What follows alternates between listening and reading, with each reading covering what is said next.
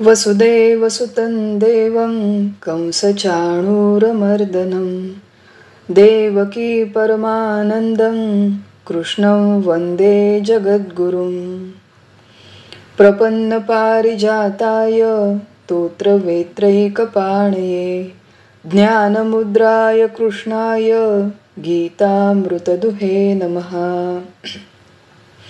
ब्रह्मानन्दं परमसुखदं केवलं ज्ञानमूर्तिं द्वन्द्वातीतं गगनसदृशं तत्त्वमस्यादिलक्ष्यम् एकं नित्यं विमलमचलं सर्वदी साक्षिभूतं भावातीतं त्रिगुणरहितं सद्गुरुं तन्नमामि। गोपाल कृष्ण भगवान की जय, सद्गुरुनाथ महाराज की जय।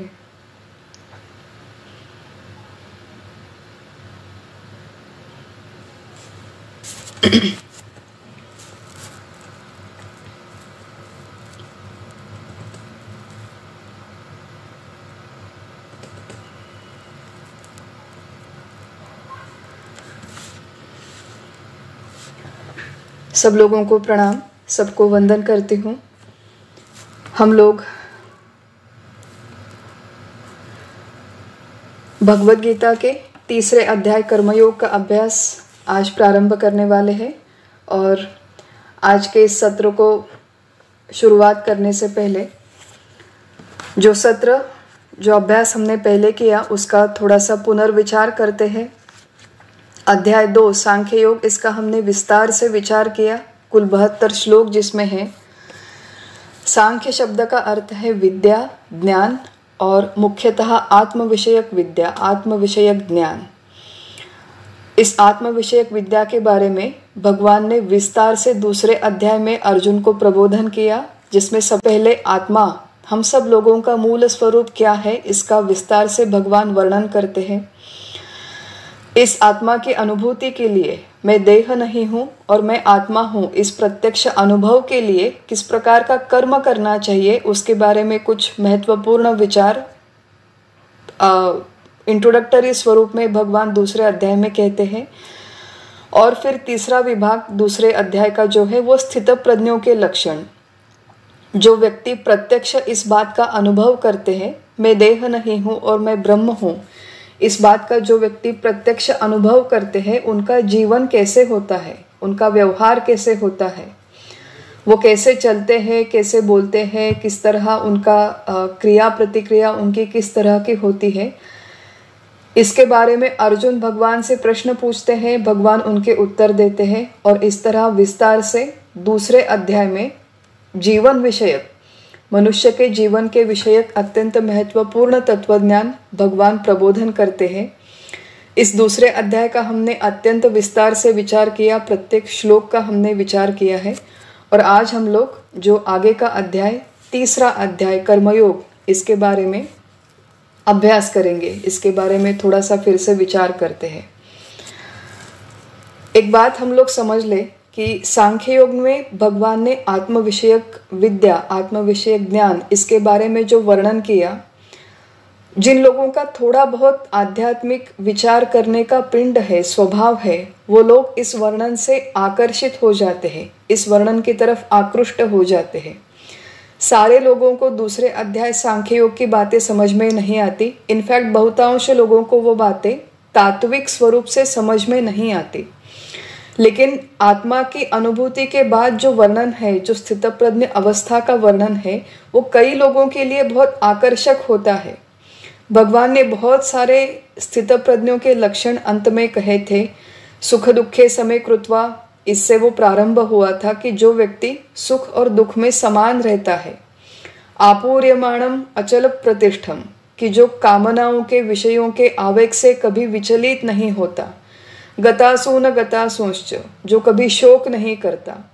वीतराग भय क्रोधः, जिसमें कोई आसक्ति नहीं है, कभी वो क्रोधित नहीं होता, कभी भयभीत नहीं होता। शुभ और अशुभ में जिसकी समान बुद्धि रहती है। ऐसे बहुत सारे वर्णन भगवान ने किए। और इस तरह का वर्णन हमारे व्यवहारिक प्रशिक्षण का हिस्सा नहीं है। जब हम लोग स्कूल में गए हैं, यूनिवर्सिटीज़ में गए हैं, हम लोग कॉरपोरेट ट्रेनिंग लेते हैं अनेकानेक विषयों का, तो इस तरह का मानवीय जीवन हो सकता है, ये वर्णन हमें कभी सिखाया नहीं जाता, हमें कभी पढ़ाई नहीं जाती ये बातें। तो जब हम पहली बार सुनते हैं और केवल शाब्दिक स्तर पर नहीं सुनते, तो पहली बार ये बातें हमें थोड़ी बहुत समझ में आने लगती है। इस तरह का मानवीय जीवन हो सकता है और वो आदर्श है। इस तरह का मानवीय जीवन जीने के लिए हमें नरदेह मिला है। ये बातें थोड़ी बहुत जब क्लिक होती है तो हम लोग आकर्षित हो जाते हैं, लेकिन बहुत कठिन है ये भी समझ में आता है कि सुख और दुख के प्रसंगों में समान रहो, अविचल रहो। ये बातें ऑन पेपर बहुत अच्छी लगती है, लेकिन प्रत्यक्ष हम लोग हमारे जीवन में इस तरह का व्यवहार कैसे करें, इस तरह अविचल कैसे रहे, ये समझ में नहीं आता। तो इसके लिए जो पूर्व तैयारी है, जो प्रारंभ की बातें हैं, जो आवश्यक पूर्व तैयारी है, उसको कहना भगवान कर्मयोग से कथन करते हैं। देखिए, व्यवहार में हम लोग देखते हैं कि हमारे यहाँ हैदराबाद में जब घूमने के लिए हम लोग जाते हैं, घूमने के लिए जब रास्ते पर जाते हैं तो बड़ी बड़ी शोरूम्स दिखाई देती है। जैसे फॉर एग्जांपल लग्जरी कार्स की शोरूम है, तो रास्ते पे जाते हैं तो बड़ी बड़ी कार्स, मर्सिडीज है, फेरारी है, ऑडी, BMW जैसी कार्स है, उनके लेटेस्ट मॉडल्स वहाँ पर डिस्प्ले पे रखते हैं।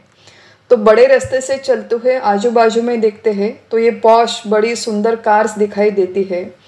बहुत मन आकृष्ट हो जाता है कि चलो अंदर जाए और ये कार खरीद ले। लेकिन ये बड़ी लग्जरी कार्स खरीदने के लिए बहुत पैसे की आवश्यकता होती है। तो मन में इच्छा होती है, आकर्षण होता है कि हम लोग लग्जरी कार में बैठे, लेकिन उसके लिए जो आवश्यक सामग्री है, पैसा है, वो हमारे पास नहीं है। तो उसके लिए पहले मेहनत करनी पड़ती है, फिर पैसा इकट्ठा करो, सेव करो, लोन अप्रूव कर लो। बाद में प्रत्यक्ष कार खरीदने का जब समय आता है तो उस कार की शोरूम में प्रवेश करना पड़ता है, उस प्रवेश द्वार से अंदर जाना पड़ता है। मैंने कहीं पर किसी टीकाकार के ग्रंथ में ये बात पढ़ी थी कि कर्मयोग वो प्रवेश द्वार की तरह है और आत्मा उस लग्जरी कार, उस आकर्षक वस्तु की तरह है जो मानो कहीं पर रखा है। अब वास्तविक में आत्मा ऐसे किसी रूम में बंद नहीं होता। आत्मा नाम का तत्व हमारा स्वरूप है, वो सर्वत्र सदा समान है, उसमें देश काल वस्तु परिच्छेद नहीं। इन बातों का हमने दूसरे अध्याय में अभ्यास किया था, फिर से हम लोग इसे दोहराने वाले हैं, बहुत बार इसकी पुनरावृत्ति होगी। लेकिन हमारा जो स्वरूप है वो अनंत है, असीम है। इस देह, ये 5 फुट का मर्यादित देह, ये मेरा स्वरूप नहीं है, ये मेरी आइडेंटिटी नहीं है। भ्रमवश हम अपने आप को ये देह मान के चले हैं, देह मान के बैठे हैं, और हमारे जीवन में जितना सारा शौक, जितनी चिंता, जितना विलाप, जितनी अपूर्णता, जितनी भी कमतरता है, वो इसी वजह से है कि हमने इस सीमित देह को अपना मान के रखा है। तो हमारा जो मूल स्वरूप असीम अनंत परमात्मा, उसका अनुभव करने के लिए जो प्रवेश द्वार है, वो प्रवेश द्वार ये 3रा अध्याय जिसका नाम कर्मयोग है। इस कर्मयोग का हम लोग अब विस्तार से विचार करेंगे, क्योंकि जो भी बातें हमने दूसरे अध्याय में पढ़ी वो ज़्यादातर थ्योरेटिकल थी और वो बहुत हमारे दृष्टिकोण से कठिन थी। अब उस ऊंचाई तक पहुंचने के लिए जो पूर्व तैयारी है, जो पहले की सीढ़ियां हैं, वो कर्मयोग, और केवल 3रा अध्याय नहीं तो 3रा, 4था, 5वां तीनों अध्याय में ये बातें आने वाली है जो सांख्य योग, सांख्य तत्व के अनुभूति के लिए आवश्यक है। हम लोगों ने देखा था कि संपूर्ण भगवत गीता त्रिकांडात्मक है। इन बातों का अब हम लोग पुनर्विचार थोड़ा बहुत करने वाले हैं कि भगवत गीता में कुल 700 श्लोक हैं, ये कुल 18 अध्याय में विभाजित है, और ये जो 18 अध्याय है इनका एक जेनेरिक वर्गीकरण, क्लासिफिकेशन हमारे शास्त्रकारों ने हमारे सामने रखा है। ऐसा माना जाता है कि पहले 6 अध्याय कर्म पर है, अगले 6 अध्याय उपासना पर है, और अंतिम 6 अध्याय भगवत गीता के ज्ञान पर है। ये कोई वाटर टाइट कंपार्टमेंट नहीं है। अगर हम लोग देखें तो भगवत गीता का दूसरा ही अध्याय सांख्य योग, जो मुख्यतः ज्ञान विषयक है, लेकिन आगे के 3 अध्यायों में विस्तार से जो चर्चा आने वाली है वो कर्म विषयक है। इसलिए पहले 6 अध्यायों को कर्म पर कहा जाता है, जिसमें ज्ञान और उपासना भी है, लेकिन वो कम मात्रा में है।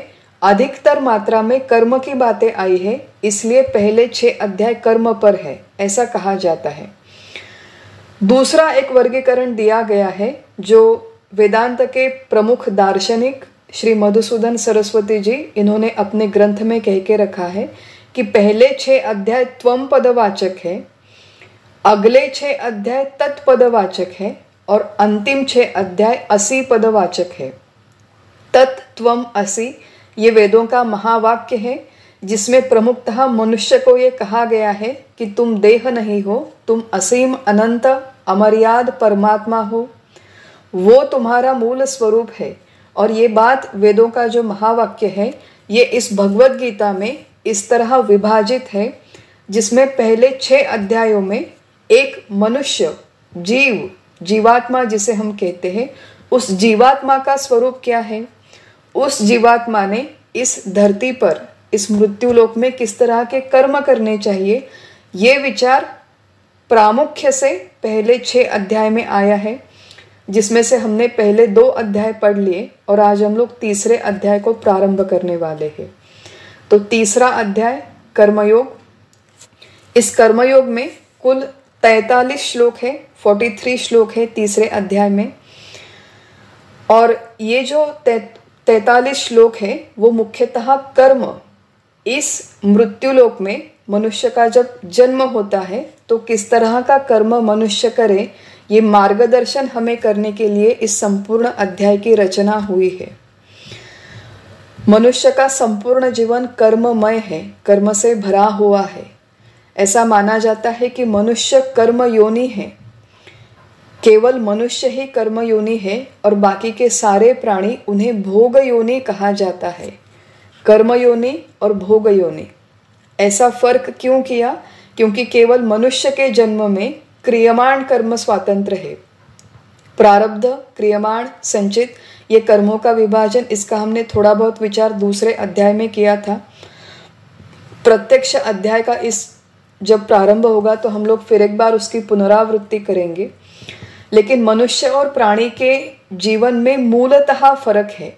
संस्कृत में एक सुंदर सुभाषित आता है जिसमें क्या फर्क है, मनुष्य जन्म में और प्राणी के जन्म में क्या फर्क है।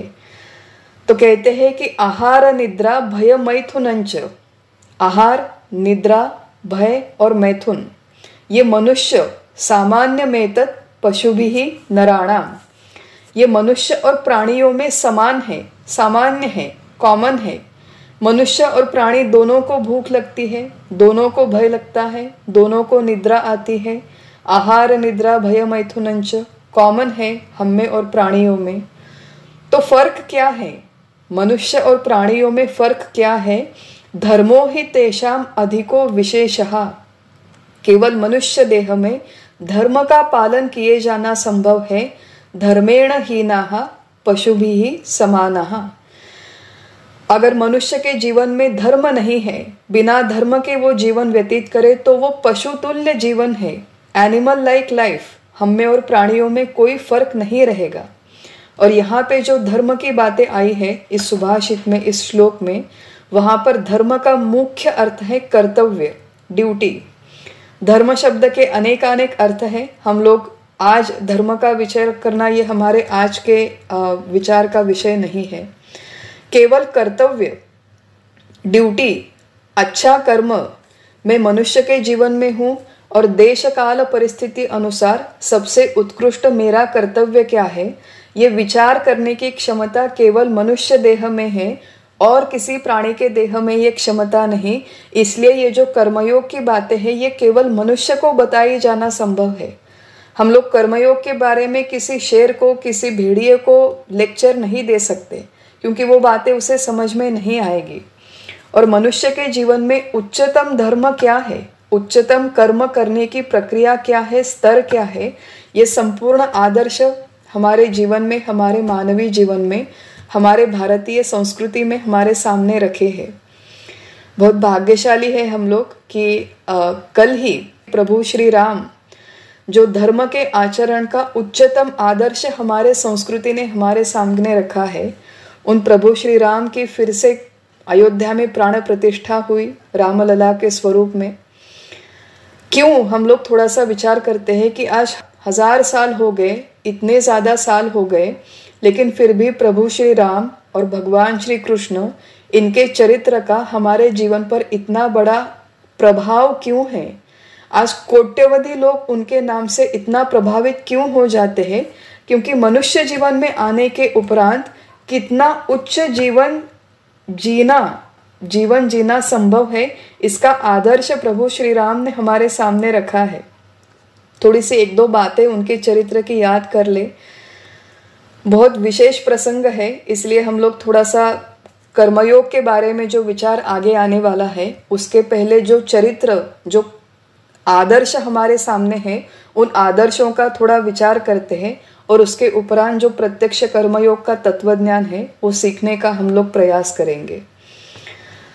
भगवान श्री राम, प्रभु श्री राम, अब हम उन्हें प्रभु कहते हैं, लेकिन जब प्रत्यक्ष उनका जीवन काल था, जब उनका चरित्र, जब वो अवतार स्वरूप इस पृथ्वी पर थे, इस मृत्युलोक में थे, वनवास का प्रसंग है और उनके पिताजी दशरथ जी जब उनसे कहते हैं, कैकेयी माता उनसे कहती है कि मुझे तुम्हारे पिता ने 2 वर दिए थे और उनकी पूर्ति के लिए सबसे पहले भरत का राज्याभिषेक हो और दूसरे वर से तुम्हें वनवास जाना है। उसके बाद में जो रामायण हुई उसका पूरा प्रसंग हम लोग नहीं देखते। एक प्रसंग का विचार करते हैं, 1-2 बातों का, कि भगवान प्रभु श्री राम को वनवास जाने से रोकने के लिए कई सारे उपाय उस समय सामने आए। उनमें से एक उपाय ये था कि राजा दशरथ ये सोचते हैं और अपने मंत्री से कहते हैं कि तुम श्री राम जो है वो ऑलरेडी युवराज है और युवराज के पास कुछ अधिकार होते हैं। तो दशरथ कहते हैं अपने मंत्री से कि तुम युवराज श्री राम से ये कहो कि वो मुझे कैद में डाल दे, वो अपने पिता को कैद में डाल दे। क्यों? क्योंकि जो व्यक्ति कैद में होता है उसे अपना वचन पालन करने का बंधन नहीं होता। जब तक मैं बाहर हूँ, स्वतंत्र हूँ, तब तक कैकेयी के वचन पूर्ण करना ये मेरे लिए बंधन कारक है, लेकिन मैं कैद में रहूंगा तो ये बंधन ही नहीं होगा मेरे लिए। ऐसा दशरथ सोचते हैं और ऐसा सुझाव प्रभु श्री राम के पास भेजने के लिए वो प्रयत्न करते हैं। अर्थात वो सुझाव को यश आना संभव नहीं, ये दशरथ जी को भी स्वयं पता है कि प्रभु श्री राम उन्हें कभी कैद में नहीं डालेंगे, लेकिन इस तरह के सुझाव उन दिनों में उसकी चर्चा हुई। बाद में जब श्री भरत श्री राम को मिलने के लिए वन में गए थे, जब उन्हें पता चला, और बहुत सारे युक्तिवाद भरत ने किए हैं कि भैया आप ये वन छोड़ के वापस आ जाओ। अनेक तरह से भरत अपने भैया की, श्री राम की विनंती करते हैं। उनमें से एक युक्तिवाद ये है भरत का कि देखिए, आपको ये व्रत पालन करना है कि आपको वन में रहना है, क्योंकि आपके पिताजी ने ये वचन दिया था। लेकिन व्रत पालन करने के लिए एक अल्टरनेटिव मार्ग भी है। क्या मार्ग है? कि व्रत पालन किसी और व्यक्ति को प्रतिनिधि बनाकर संपूर्ण करना संभव है। तो कहते हैं कि किसी गुरु का अगर व्रत है तो शिष्य को प्रतिनिधि बनाकर उसे पूरा करना संभव है। किसी पिता का व्रत है तो पुत्र को प्रतिनिधि बनाकर उसे पूरा करना संभव है। वैसे ही आप मेरे बड़े भाई हैं, तो मैं छोटा भाई आपका प्रतिनिधि होकर यहाँ वन में 14 साल तक रहूंगा, तो पिता का जो वचन है वो भी पूर्ण होगा, ये व्रत पालन भी हो जाएगा और आप अयोध्या में जाकर राज्य कारोबार कीजिए। इस तरह का युक्तिवाद भरत अपने भैया के सामने रखते हैं।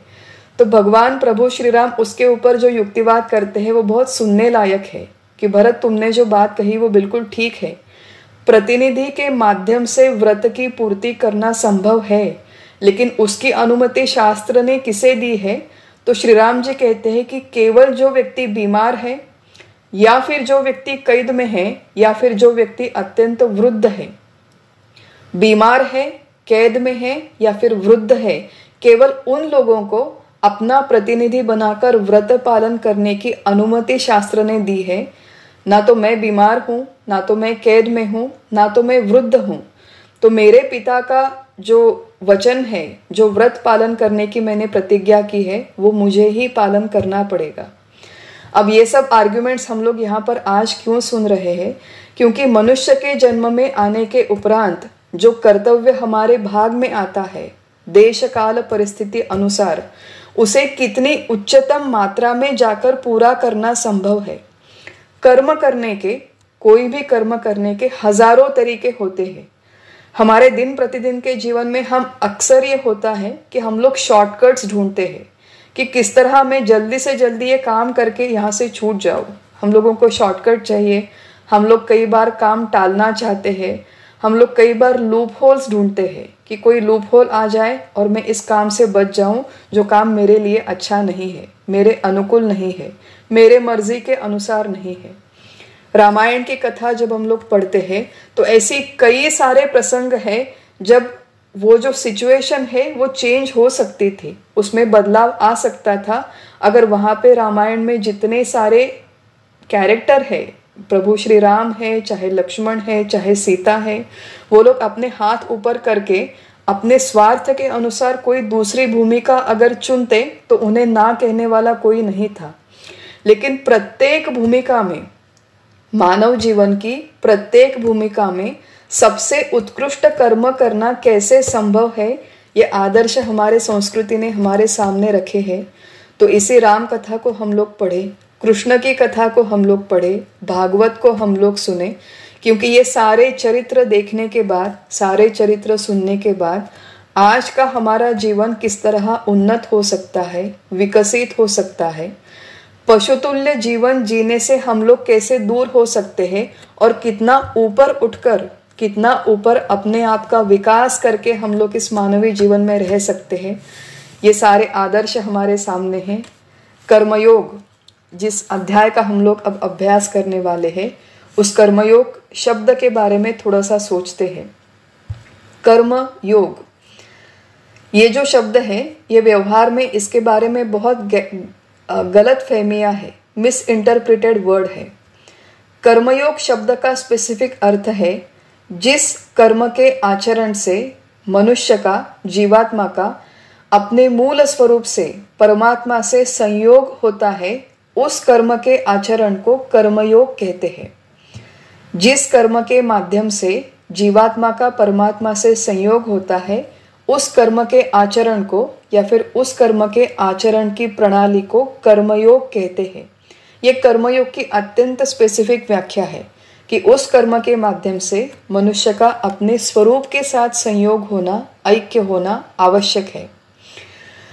ये समझना क्यों आवश्यक है हमारे लिए? क्योंकि 24 घंटे कर्म करने को कर्मयोगी नहीं कहते, वर्कोहलिक होने को। ये हमारे आज के जीवन में बहुत पॉपुलर टर्म है, I am very workaholic, I am dedicated to my work. कर्म के प्रति निष्ठा हो, ये अच्छी बात है, बहुत मेहनत से कम करे, ये भी अच्छी बात है, लेकिन 24 घंटे कर्म करते रहे, वर्कोहलिक हम लोग हैं, इसे कर्मयोग नहीं कहते। कर्म करने की स्पेसिफिक युक्ति है। समाज में देखिए कि बहुत सारे लोग हैं कि मान लीजिए कोई प्रतिष्ठित उद्योगपति है, कोई बहुत बड़े प्रतिष्ठित डॉक्टर है, बिजनेसमैन है, कोई सर्जन है, कोई लॉयर है बहुत बड़े, या फिर स्वातंत्र्य वीर है, किसी संस्था के संस्थापक है जिन्होंने इस देश में, इस समाज में बहुत बड़े स्तर पर कार्य किया है। उद्योगपति या डॉक्टर है, उनका केस ले लेते हैं कि ये जो उद्योगपति है, जब कोई बड़ा समारंभ होता है तो उद्योगपति की पहचान, इंट्रोडक्शन करवाते हैं कि ये उद्योगपति महान कर्मयोगी है। क्यों? क्योंकि इन्होंने इतना बड़ा बिजनेस खड़ा किया और इसके माध्यम से इन्होंने समाज में हजारों लोगों को चरितार्थ की उनकी सुविधा उन्होंने उपलब्ध करवा दी, तो ये बहुत बड़े कर्मयोगी है।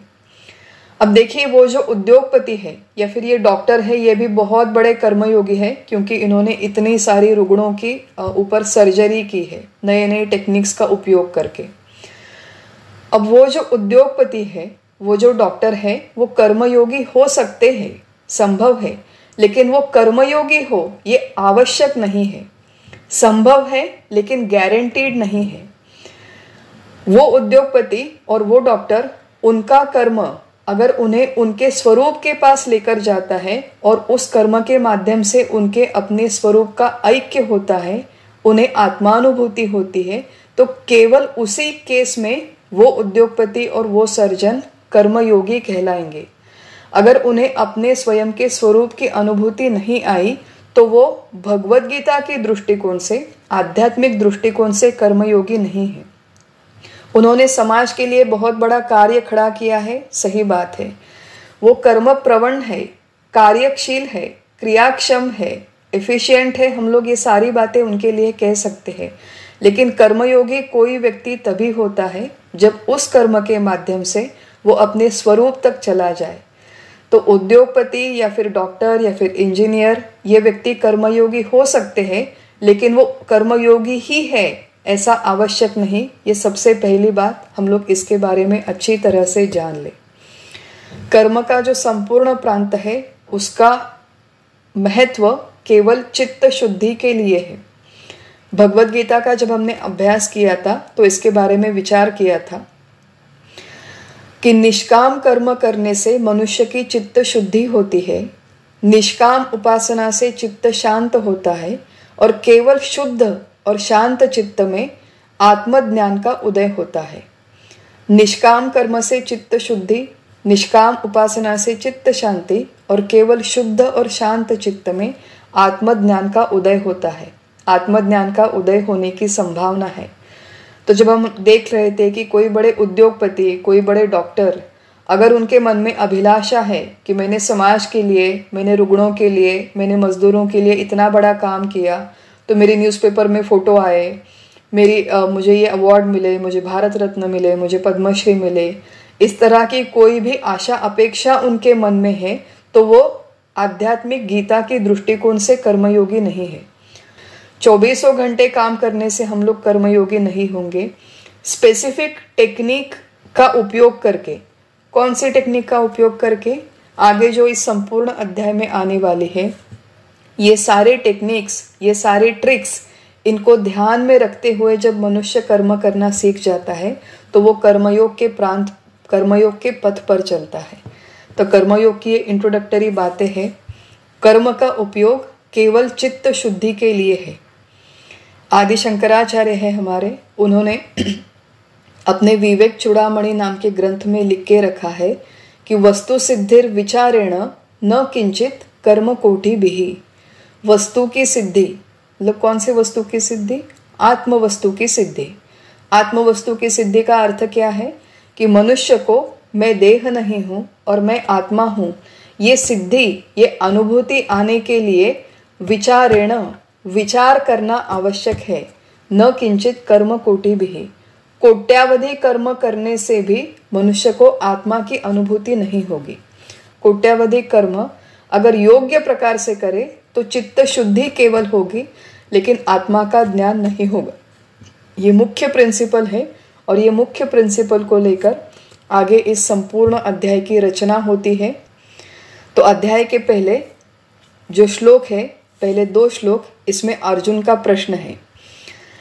अर्जुन के प्रश्न में सबसे पहले अर्जुन कहते हैं कि जायसी चेत कर्मणस्ते मता बुद्धिर जनार्दन तत्किं कर्मणि घोरे मान नियोजयसि केशव व्यामिश्रेणेव वाक्येन बुद्धिं मोहयसीव मे तदेकं वद निश्चित्य येन श्रेयो हमाप्नुयाम।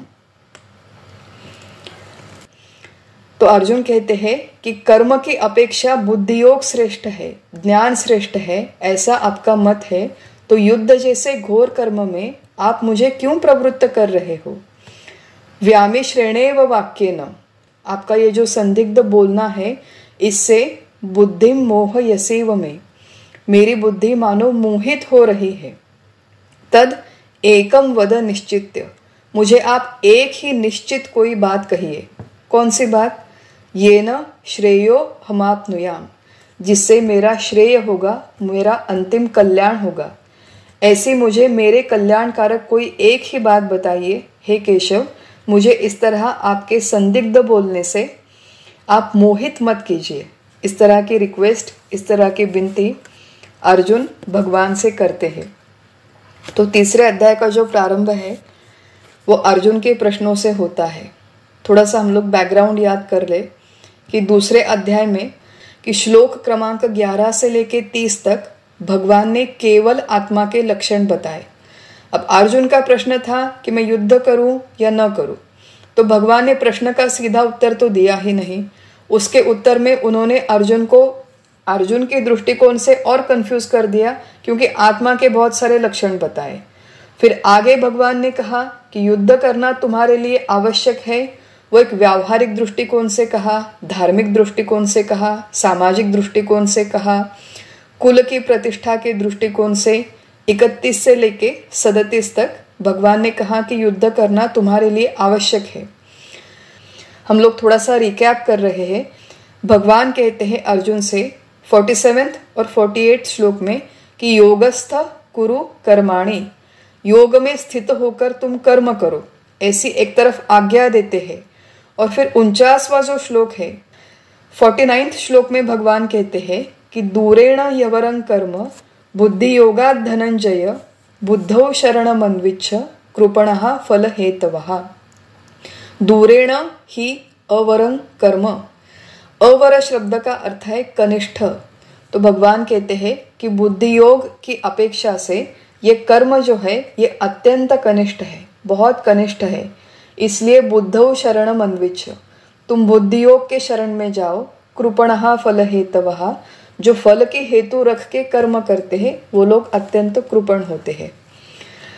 तो ये जो पूरा पिक्चर है, ये पूरा पिक्चर समझने का प्रयास करते हैं कि भगवान ने सबसे पहले आत्मा के लक्षण कहे, फिर भगवान ने कहा कि आत्मा के लक्षण कहे ये बात तो ठीक है, लेकिन तुम्हारे लिए युद्ध का कर्म करना ही उचित है। फिर आगे भगवान ने फिर एक बार कहा कि समबुद्धि में स्थित होकर योगस्थ होकर कर्म करो। और फिर भगवान 49 श्लोक में कहते हैं कि कर्म की अपेक्षा बुद्धि योग श्रेष्ठ है और कर्म बहुत कनिष्ठ है। तो भगवान की ये सारी बातें सुन के अर्जुन अत्यंत कंफ्यूज हो गया। क्यों? क्योंकि एक तो सबसे पहले अर्जुन सोचता है कि भगवान एक्सप्लिसिटली कहते हैं कि ज्ञान श्रेष्ठ है, बुद्धि योग श्रेष्ठ है, ये जो भी आत्मा का ज्ञान वो श्रेष्ठ है।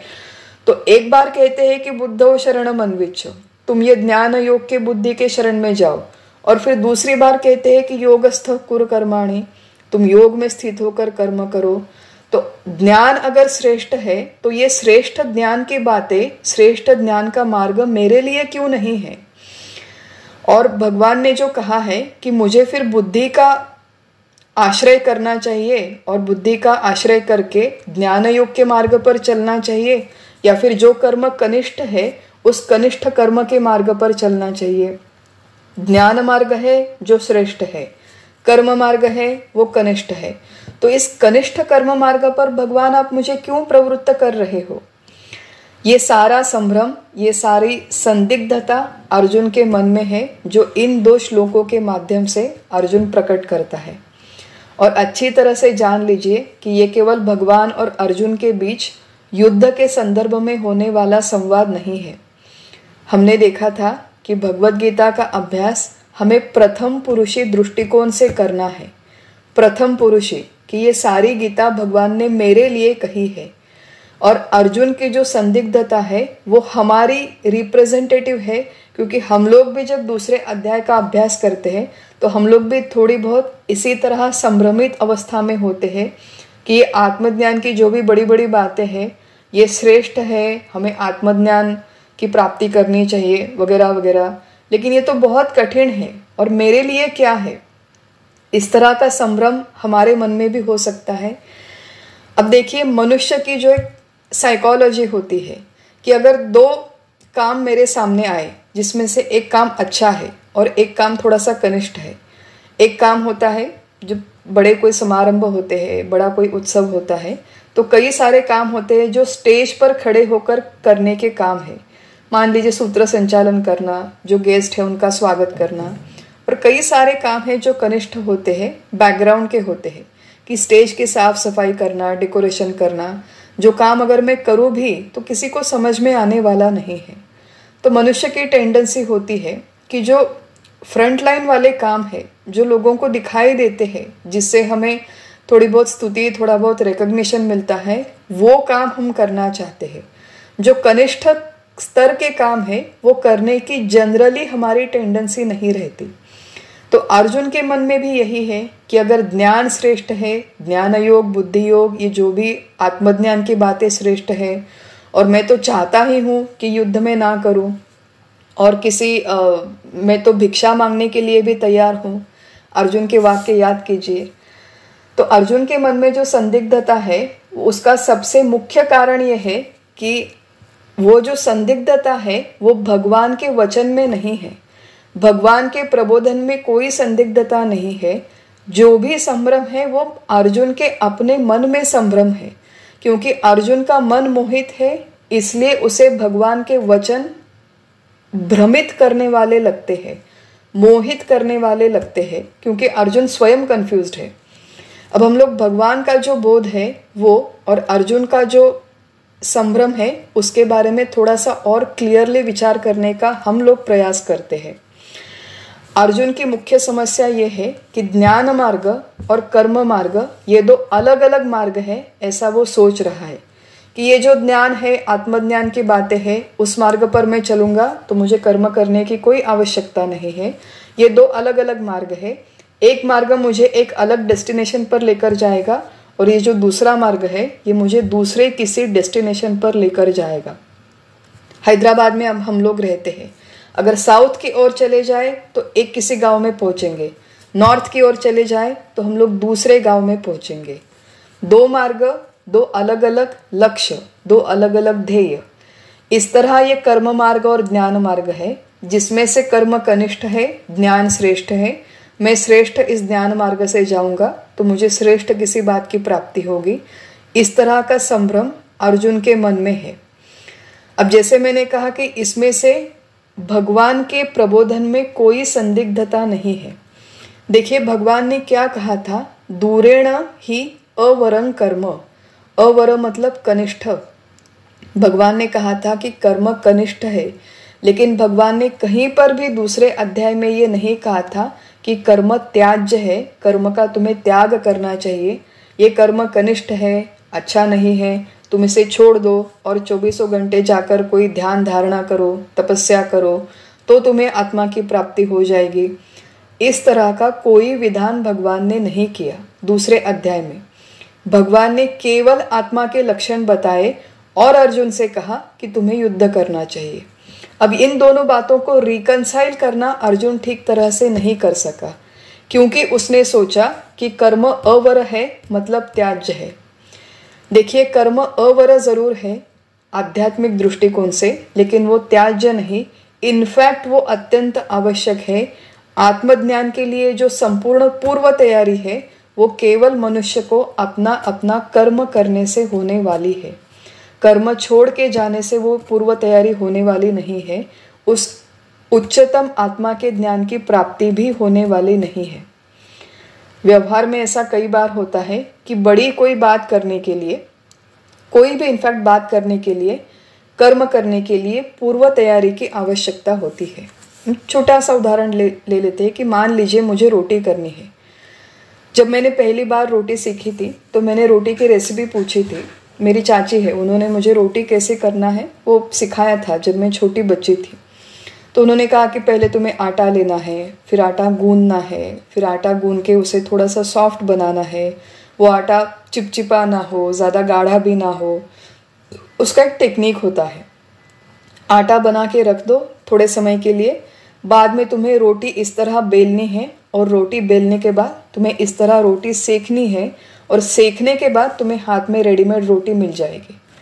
अब मैंने कहा कि अगर हाथ में रेडीमेड रोटी बनने के लिए रोटी सेकना आवश्यक है, तो मैंने चाची से अगर उस समय कहा होता कि ठीक है फिर सिर्फ मैं रोटी सेकने का काम करती हूँ, केवल रोटी कैसे सेकते हैं, कैसे उसे रोस्ट करते हैं, केवल उतना ही मैं सीख लूँगी, वो आटा गूंदना वगैरह वो सब सीखने की आवश्यकता ही नहीं है, वो आप देख लो। तो केवल रोटी सेकने से रोटी तैयार नहीं होती, सेकने से पहले आटा गूंदना और रोटी बेलना ये पूर्व तैयारी की बातें हैं। जब तक पूर्व तैयारी नहीं करेंगे तो रोटी सेकेंगे कैसे और तब तक वो तैयार कैसे होगी। बहुत सारे ऐसे उदाहरण हम लोग देख सकते हैं व्यवहार में कि हैदराबाद से मान लीजिए मुझे किसी प्रदेश में जाना है, मुझे अमेरिका में जाना है फॉर एग्जांपल, तो अमेरिका जाने के लिए मुझे प्लेन लेना आवश्यक है, लेकिन अपने घर से उठ के क्या मैं डायरेक्टली प्लेन में नहीं बैठ सकती? पहले मुझे कार में बैठना पड़ता है। कार में बैठ के पहले मैं एयरपोर्ट पे जाती हूँ और फिर विमान में बैठ के मैं अमेरिका में चली जाती हूँ। तो विमान में बैठने के लिए पहले कार में बैठना, एयरपोर्ट में जाना, ये पूर्व तैयारी होती है। इस पूर्व तैयारी को स्किप करके हम लोग डायरेक्ट विमान में नहीं बैठ सकते। बिल्कुल यही बातें भगवान यहाँ पर अर्जुन को समझा रहे हैं कि दूरेण ही अवरं कर्म, कर्म कनिष्ठ है ज्ञान की मात्रा में, लेकिन कर्म करना आवश्यक है।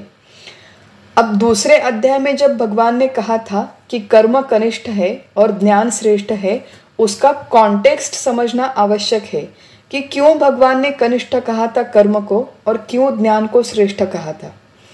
वहां पर जो कर्म की बातें हैं वो मुख्यतः सकाम कर्म की बातें थी। यज्ञ कर्म, सकाम कर्म, वो जो काल था जब भगवत गीता का प्रबोधन हुआ था, वहां पर उन दिनों में यज्ञ संस्था अत्यंत प्रभावशाली थी। यज्ञ संस्था में आहुति देना, तो ये जो बड़े बड़े यज्ञ है लोग कोई कामना रख के करते थे कि मुझे पुत्र चाहिए, मेरे घर में धन चाहिए, पशु चाहिए, बारिश गिरनी चाहिए वगैरह।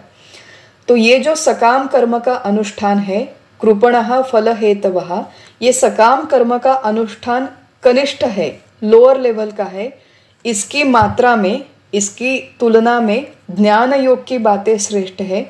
इतना ही भगवान को 49वें श्लोक में अर्जुन से कहना था, लेकिन अर्जुन ने उसके लिए जो सुविधा कारक था, उसके लिए जो कन्वीनियंट था, उतना ही उस श्लोक का अर्थ लिया। उसने वो सकाम कर्म की तरफ दुर्लक्ष्य कर दिया और केवल कर्म और ज्ञान, ये एब्सोल्यूट इंडिपेंडेंटली अर्जुन उनके बारे में सोचने लगा। अब युद्ध करना ये कोई सकाम कर्म नहीं, ये अर्जुन का प्रमुख कर्तव्य कर्म है। और भगवान यहाँ पे आगे जो कर्मयोग में संपूर्ण बात सिखाने वाले हैं कि हमारा जो कर्तव्य कर्म है वो एक विशिष्ट दृष्टिकोण से करना आवश्यक है। उस दृष्टिकोण से कर्म करने से मनुष्य की, अर्जुन, तुम्हारी चित्त शुद्धि होगी। वो भले ही कनिष्ठ हो लेकिन वो आवश्यक है। क्यों आवश्यक है? क्योंकि जब तक तुम आटा नहीं गूंदोगे और रोटी नहीं बेलोगे तब तक तुम उसे सेक भी नहीं पाओगे और तब तक तुम्हें वो खाने को भी नहीं मिलेगी। तो आत्मा के ज्ञान की बड़ी बड़ी बातें करने का कोई मतलब नहीं है जब तक तुम्हारा चित्त शुद्ध नहीं होता। और चित्त शुद्धि के लिए कर्म का आचरण एक विशिष्ट प्रकार से होना आवश्यक है। एक बात हम लोग यहाँ पर अच्छी तरह से समझ ले, जो प्रत्यक्ष श्लोक का हिस्सा नहीं है, लेकिन जो टीकाकारों ने श्लोक की टीका लिखते समय लिखा है, आदि शंकराचार्य ने मुख्यतः लिखा है कि कर्म और ज्ञान, इन दो साधनों का समुच्चय नहीं होता। समुच्चय का अर्थ है युति। हम लोग यहाँ पर जो बात कर रहे हैं वो आत्मज्ञान की बातें हैं, वो मोक्ष की बातें हैं। और मोक्ष के लिए प्रत्यक्ष साधन जो हमने देखा था, वस्तु सिद्धिर विचारेण, केवल विचार, आत्मविचार, आत्मज्ञान की प्राप्ति के लिए विचार ये सर्वश्रेष्ठ साधन है। न किंचित कर्म कोटि भी, कोट्यावधि कर्म करने से हमें वस्तु की सिद्धि नहीं होगी, मोक्ष की प्राप्ति नहीं होगी। कोट्यावधि कर्म करने से केवल चित्त की शुद्धि होती है। तो यहाँ पर जो भगवान शंकराचार्य मुख्यतः कहते हैं कि इस वस्तु की सिद्धि के लिए, मोक्ष की प्राप्ति के लिए ज्ञान ये एक साधन है। ज्ञान मतलब विचार, आत्मविचार, ये एक साधन है और कर्म ये भी एक साधन है। लेकिन साधन के स्वरूप में कर्म ये साधन, ज्ञान ये साधन की तुलना में कनिष्ठ है। विचार ये साधन श्रेष्ठ है, कर्म ये साधन कनिष्ठ है। दोनों ही आवश्यक है। हम लोग ये नहीं कह सकते कि कर्म को स्किप करके मैं डायरेक्ट आत्मा के बारे में विचार करूंगी, तो उसका कोई उपयोग नहीं है। क्योंकि आत्म विचार करने के लिए जो चित्त की सिद्धि है, वो सिद्धि के लिए कर्म आवश्यक है। भगवान शंकराचार्य कहते हैं कि ज्ञान और कर्म, इनका समुच्चय कभी संभव नहीं है। मतलब आत्मविचार और कर्म ये इकट्ठा एक स्तर पे नहीं हो सकते। ये पहली बात कि मोक्ष प्राप्ति के लिए विचार ये सर्वश्रेष्ठ साधन है और विचार करने से पहले चित्त शुद्धि के लिए कर्म का आचरण ये कनिष्ठ साधन है। तो विचार और कर्म इनका समुच्चय नहीं होता, ये पहली बात है। दूसरी बात कि कर्म को विचार या ज्ञान की तुलना में कनिष्ठ क्यों कहा है, इसके बारे में हम लोग थोड़ा सा विचार करते हैं। कर्म और ज्ञान ये थोड़ी सी टेक्निकल बातें हैं जो प्रत्यक्ष श्लोक का हिस्सा नहीं है, लेकिन आगे आने वाला जो संपूर्ण कर्मयोग का विचार है उसके लिए ये पूर्व पीठिका है, ये हमारी तैयार होना आवश्यक है। एक बात हम लोग समझ लेते हैं कि कर्म ये कर्तृतंत्र होता है और ज्ञान ये वस्तुतंत्र होता है। कर्तृतंत्र मतलब जो कर्ता पर निर्भर होता है, वस्तुतंत्र मतलब जो वस्तु पर निर्भर होता है। कर्तृतंत्र सब्जेक्टिव, मान लीजिए मैं कोई काम कर रही हूँ, अब मान लीजिए मैं खाना बना रही हूँ, मैं आज छोले बना रही हूँ मान लीजिए, तो छोले करने की जो कृति है वो कर्ता पर निर्भर करती है। कर्ता किस क्षमता के साथ करता है, किन इंग्रेडिएंट्स का उपयोग करके वो कृति करता है, उसके ऊपर कर्म निर्भर होता है। तो कर्म ये कर्तृतंत्र होता है, कर्ता की क्षमता इस पर वो निर्भर करता है। लेकिन ज्ञान वस्तुतंत्र होता है। ज्ञान, अब हमने देखा था प्रारंभ में कि यहाँ पर जहाँ जहाँ पर ज्ञान ये शब्द आता है वो केवल आत्मज्ञान की तरफ निर्देश करता है। ये फिजिक्स, केमिस्ट्री, बायोलॉजी, इसका जो व्यवहार ज्ञान है यहाँ पर उसकी चर्चा नहीं हो रही है। ये किसी फाइनेंशियल इन्वेस्टमेंट का, स्टॉक मार्केट का, ड्राइविंग का, स्विमिंग का ज्ञान यहाँ पर इसकी चर्चा नहीं हो रही है। ये कोई राजकारण नहीं है, ये धर्मनीति भी नहीं है। ये केवल आत्मज्ञान की जो अंतिम बातें हैं उसके बारे में हम लोग विचार कर रहे हैं कि ज्ञान नाम का तत्व आत्मा ज्ञान रूप है और वो वस्तुतंत्र है।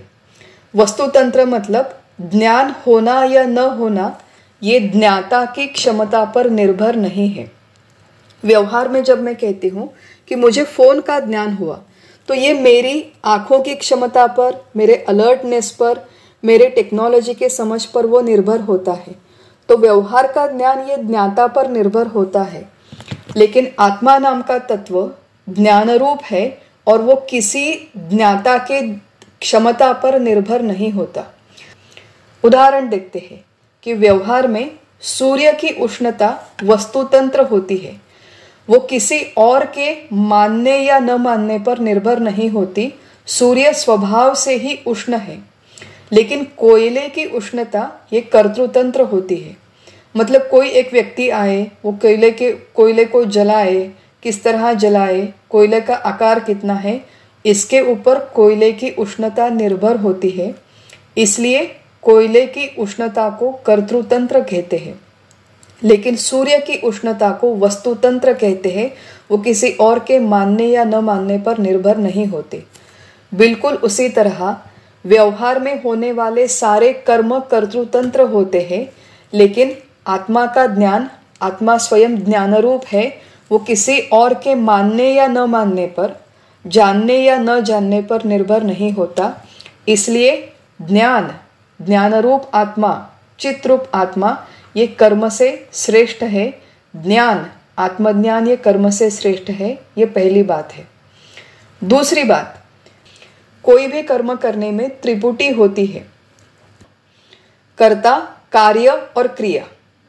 तो छोले ये जो है वो कार्य है जो मुझे बनाना था। क्रिया मतलब प्रत्यक्ष छोले बनाने की कृति, और कर्ता मतलब मैं जिसने छोले बनाए। तो कर्ता, कार्य और क्रिया। कृति होने के बाद ये त्रिपुटी के तीनों घटक एक दूसरे से अलग रहते हैं। मैं अलग हूँ, छोले अलग है, और वो प्रत्यक्ष कृति वो भी अलग है। ये एक दूसरे से संबंधित नहीं है, वो इकट्ठा आते हैं और छोले नाम की एक पाक कृति बनती है। तो व्यवहार में कर्म होने के बाद त्रिपुटी के तीनों घटक एक दूसरे से अलग रहते हैं।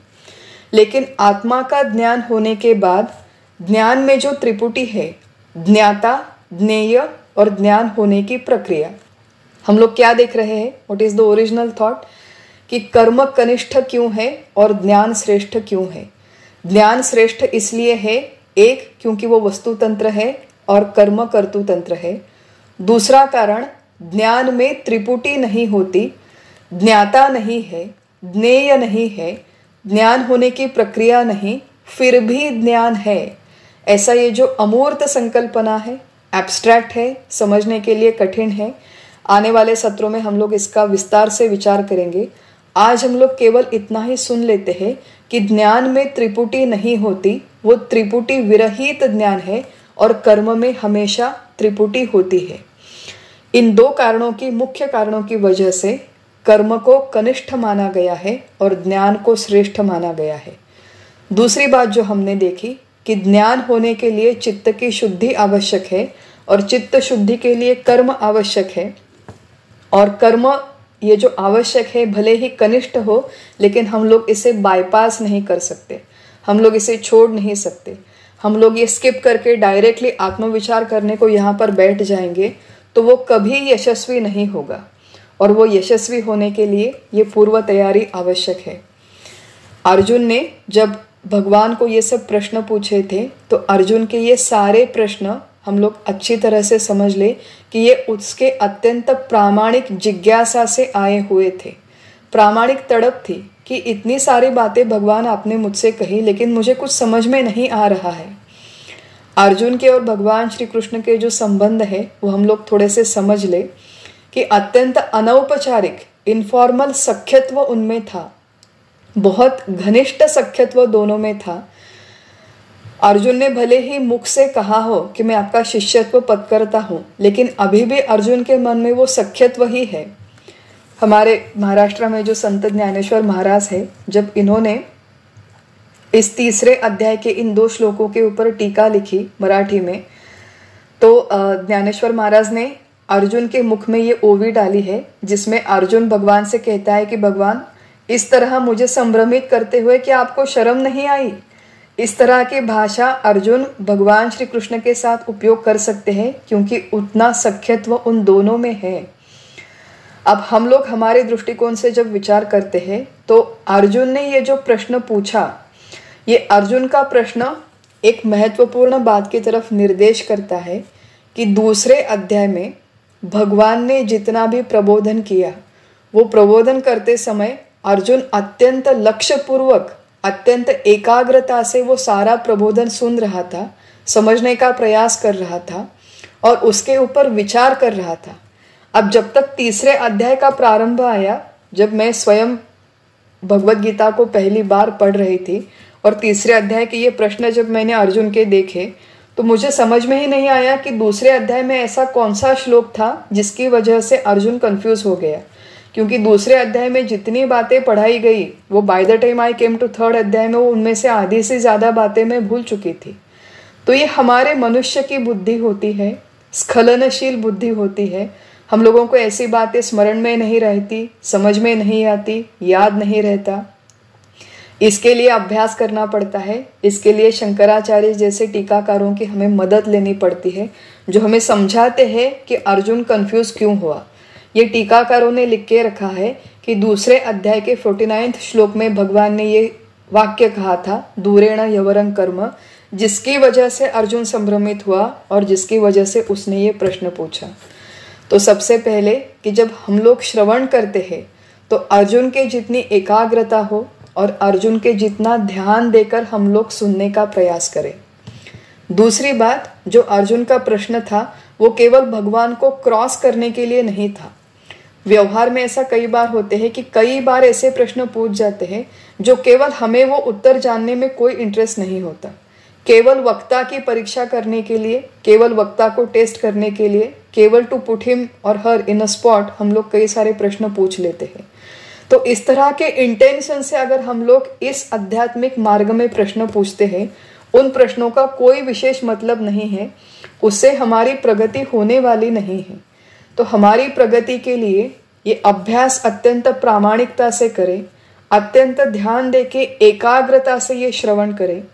जो श्रवण हमने किया है उसके ऊपर विचार करें, मनन करें, और उस विचार मनन के उपरांत जब हम लोग प्रत्यक्ष आचरण करने का प्रयास करते हैं तब मन में जो अनेक प्रश्न आते हैं वो प्रश्न हम लोग किसी अधिकारी मार्गदर्शक से पूछ सकते हैं, हमारे सद्गुरु से हम लोग ऐसे प्रश्न पूछ सकते हैं जो प्रामाणिक आस्था, प्रामाणिक तड़प और प्रामाणिक जिज्ञासा से आए हैं। अर्जुन कहता है कि श्रेय जो मेरे लिए कल्याणकारक है, तो अर्जुन को इतनी बात समझ में आ रही है कि भगवान के वचन भले ही संभ्रमित करने वाले हो, लेकिन इस संभ्रम से निकालने वाले भी भगवान ही है। मुझे अपने कल्याण की मार्ग की तरफ लेकर जाने वाले भी भगवान ही है।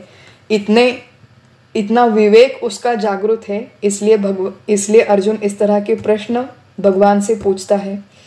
बहुत मार्मिक प्रश्न है और इस तरह का प्रश्न उत्तर संवाद ये भगवत गीता का वैशिष्ट्य है। न केवल भगवत गीता का, तो अनेक सारे आध्यात्मिक ग्रंथों में प्रश्न उत्तर ये परंपरा के माध्यम से प्रबोधन किया गया है। हमारे भारतीय परंपरा का, भारतीय वैदिक संस्कृति का, आध्यात्मिक वाङ्मय का ये बहुत बड़ा वैभव है कि यहाँ पर जो भी तत्वज्ञान सिखाया गया है, ये शिष्य के सारे प्रश्नों को उत्तर देने के लिए उस स्वरूप में प्रस्तुत किया गया है। ये प्रश्न उत्तर श्रृंखला, ये प्रश्न और उत्तर की परंपरा, ये हमारे परंपरा का बहुत बड़ा वैभव है। हमारे यहाँ ये जो तत्वज्ञान सिखाया जाता है, भगवत गीता का हो, वेदांत के किसी भी ग्रंथ का हो, ये कोई जोर जबरदस्ती से किसी के सर पे बैठ के नाच करके जबरदस्ती से उसको सिखाने का तत्वज्ञान नहीं है। इस तरह से ये सिखाया नहीं जाता। कोई भी अधिकारी सद्गुरु इस तरह से प्रबोधन नहीं करता। हमारे यहाँ जैसे धार्मिक स्तर पर होता है, हम लोग कहते हैं कि उनका कन्वर्जन बिजनेस है। ये कोई कन्वर्जन बिजनेस नहीं है। भगवत गीता जब हम लोग पढ़ते हैं तो जो सिखाने वाले हमारे गुरु हैं वो हमें कन्वर्ट करने का प्रयास नहीं करते। ये इफ एट ऑल अगर हमें इसको कोई शब्द देना ही है तो वो कन्विक्शन बिजनेस है कि इस तरह इस तत्वज्ञान की रचना हुई है, इस तरह इस तत्वज्ञान की प्रस्तुति हुई है कि मनुष्य के मन में आने वाले सारे प्रश्न, इनका अत्यंत तर्क संगत, तर्क शुद्ध, लॉजिकल और रैशनल उत्तर देने का प्रयास यहाँ पे सारे सद्गुरु, सारे टीकाकार, प्रत्यक्ष भगवान श्री कृष्ण करते हैं। हमारे जो सद्गुरु है परम पूज्य डॉक्टर काका, उन्होंने एक सुंदर शब्द लिखा है, सुंदर शब्द हमसे कह के रखा है कि वेदांत का तत्वज्ञान करते समय अपनी क्षमता के अनुसार आज की देशकाल परिस्थिति का भान रखते हुए अत्यंत लॉजिकल और रैशनल इसकी प्रस्तुति करना आवश्यक है। जो व्यक्ति प्रस्तुत करता है वो उसका कर्तव्य है कि अत्यंत निष्ठा से लॉजिकल रैशनल पद्धति से इस तत्वज्ञान की प्रस्तुति करे और प्रस्तुति करने के बाद टेक इट और लीव इट। सामने वाला श्रोता टेक इट, चाहे वो ले ले या फिर लीव इट, उसे छोड़ दे।